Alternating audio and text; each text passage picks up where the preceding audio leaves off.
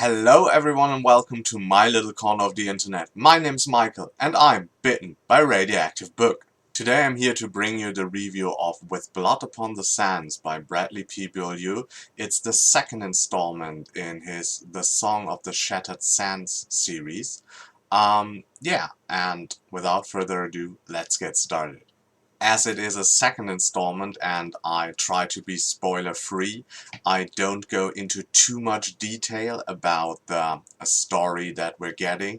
Just let me tell you that our main character is still Shada, who's like a pit fighter who is on the revenge trip for the death of her mother, and the death of the mother was like by the hands of the mysterious 12 kings in Sharakai, a Middle Eastern fantasy town where Shada lives.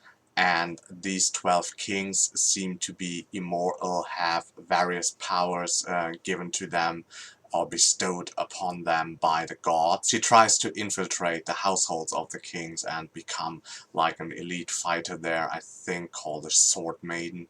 Um, and we're still following like her progress and her storyline. There are other storylines as well, other characters, her childhood friend Emre, who becomes involved with the revolutionist elements of the society that are going up against the kings. We have Ramad, who is from another country, and there's like political and magical intrigue around him and his sister-in-law Mariam. I won't go into too much detail about that.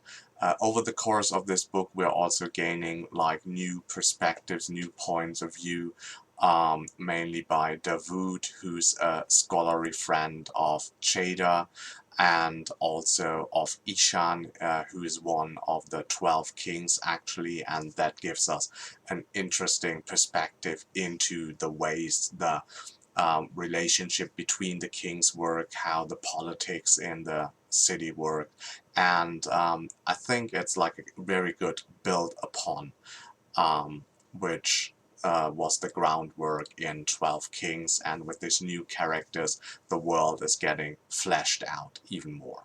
And I think this was also like my main feeling that I had about the book, that you really dive deeper into the world that you already got to know and love in 12 Kings of Sharakai. It was not that I was like as blown away right away, because I already knew the world and I had settled in, and I think this book does a very clever mix up of getting you back into the familiar and then adding more and fleshing this the whole world around the city of Sharakai even more.